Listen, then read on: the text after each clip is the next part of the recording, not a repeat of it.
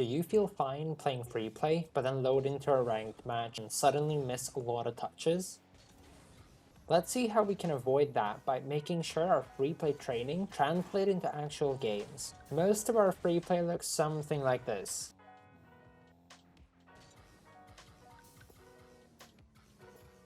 But when we're in a game, we get hit with awkward balls like this. Oh my god, bro. Oh, hell no, man. What the fuck? Now, not every situation is like this, but in every match, we have to approach difficult balls that we don't get to do in training because we need to meet the ball earlier in its trajectory to beat an opponent, for example, or because it requires someone actually hitting the ball hard to create that situation. This can include awkward bounces off the walls or high airborne balls. This makes it so our muscle memory does not apply anymore because the angle of approach and the trajectory of the ball is different from what it was when we were dribbling the ball in free play. In short, free play, we chase after the ball, but in ranked, we have to meet the ball. I'm gonna show you the two most useful ways to practice car control to feel more confident with reacting to those awkward balls and to reduce the easy misses that we have in the lower ranks. What we need to do is to learn to also play free play and train in a way that represents how we would approach the ball and start a dribble in a real game. What if our free play looked something more like this?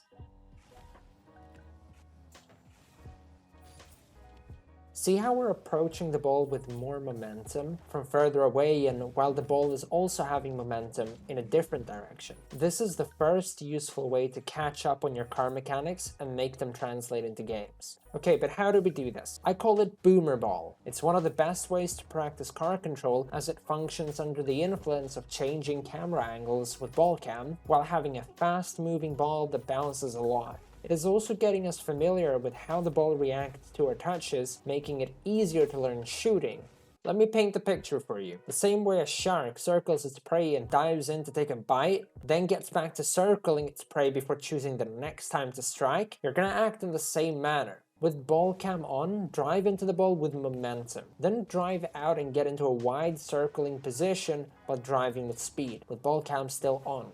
Then as you think you're ready to drive into it again, make sure you have a good run up to drive into it from a different angle to change the ball's direction.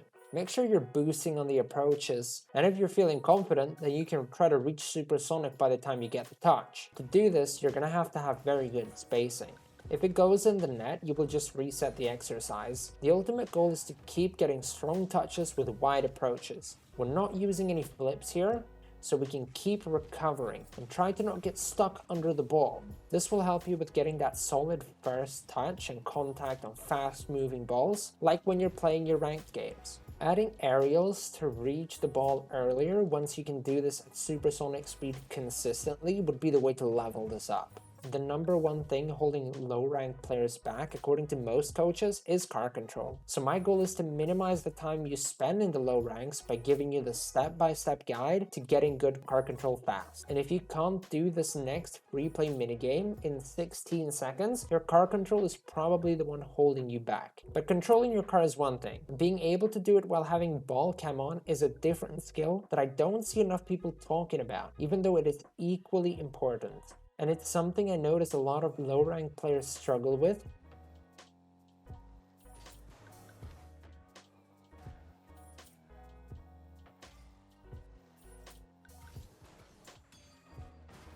So it's involving a lot of small mechanics put together, and under the pressure of a real game with someone dribbling against you, it can be a fast track to miss that ball that will lose you the game.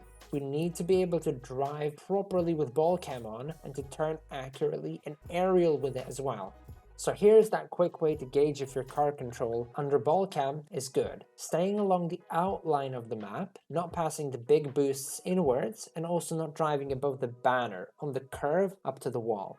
You're gonna be racing around the track. Use at least one flip on each straight to reflect what a normal recovery or rotation would look like. Can you do a 16-second lap around a standard map within these limits? Don't just race in one direction. After every lap, you need to change the direction, and do this until you can perform that 16-second lap. So the second useful way to train for car control and reducing easy misses is actually saves training with ball cam on, driving toward your net, like we saw in the example earlier. There are two main ways to do this, and I recommend trying them both. The first is custom training. Down below, I've linked the code to my training pack that I made for these, so you can drill this down in your own time. The second way to train saves is by using a plugin for the third-party program Bacchus mod called Defender plugin. So when you load up FreePlay, go into Bacchus mod menu to activate this. Go to Plugins, and then Plugin Manager, and look for what's called Defender plugin, and activate it.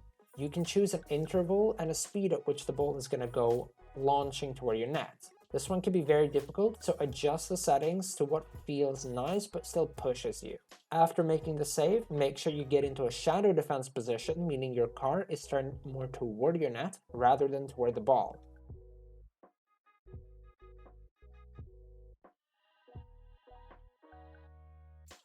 So here are some problems with turning in Rocket League. In the earlier years of the game, the different cars had different turning speeds. Then Psyonix changed this over time and made them have identical turning speeds. So car selection is not an issue. But a common mistake lower ranked players make is trying to turn in to reach a ball that they've missed. Watch this for example.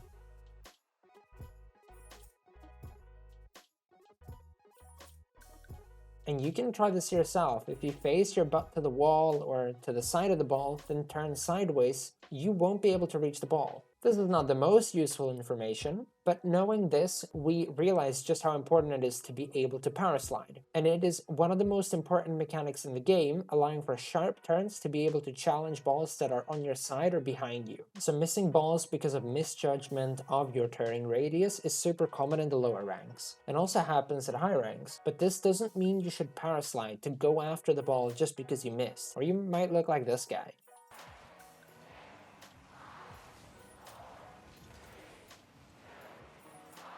Make sure you're always checking where the opponents and teammates are after you miss a ball to see if someone is challenging it right after you, or if you can go again.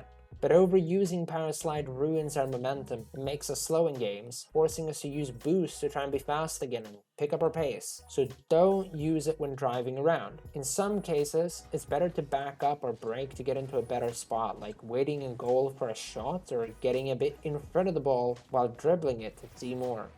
But usually the best thing to do is to drive out and leave rather than getting caught up under the ball, trying to power slide or back up and get another piece of it. Because the angle of your approach is really what matters when it comes to car control. So let's talk about aerials. Let's be honest, you want to look like this guy. Bounces into the corner, energy still around, Justin is there for the shot, Justin! This is Rocket League! Well, you won't. And the aerial things don't win games at lower ranks. The ground plays do. But knowing how to aerial and getting consistent with it, at least reaching balls slightly above crossbar level, it is a must if you want to escape those lower ranks and get into those higher ranks. Let's jump into free play and learn aerial car control. So here's an exercise. You jump, tilt back, and keep your nose pointing up as you're tapping your boost button, also known as feathering, so you're keeping yourself afloat. Start with car cam on, not ball cam, and try to keep yourself afloat. Now try to fly toward different sides, and if you have a lot of momentum in a direction, you point your nose in the opposite direction to stop that momentum from crashing you into a surface, like we've all done. And if you're new, you're gonna have a lot of blackout moments, meaning moments where you totally lose control of your car and you don't really know which direction to turn to keep yourself in the air. This is normal and is a very productive way to learn by trying. It's a very natural feedback loop. And it is easier to aerial when your stomach is facing forward, which it is pretty much always on car cam. So let's try and turn on ball cam and make this more realistic so we can apply what we're doing in games. Let the ball stay in the center as you're gonna try to keep yourself afloat just like you have been doing. If you can do this for more than 30 seconds, start adding 180-degree turns by using your aerial. It's easy to accidentally tilt your car too much to the side here, so try to make sure you're not moving too fast to where you lose your car control instantly. Go slow and steady at first and then build up the pace and build up that intensity. until you can do full-on spins and feel more comfortable twisting your car and turning it in the way that you can still control it. But Bunnz, what about fast aerials? The takeoff is the most important part of an aerial. It determines your direction and initial momentum, reducing the total boost you're gonna need to reach the ball and how much adjustment you're gonna have to make. And there is an optimal way to perform a takeoff, to go up for the aerial, and it's called a fast aerial.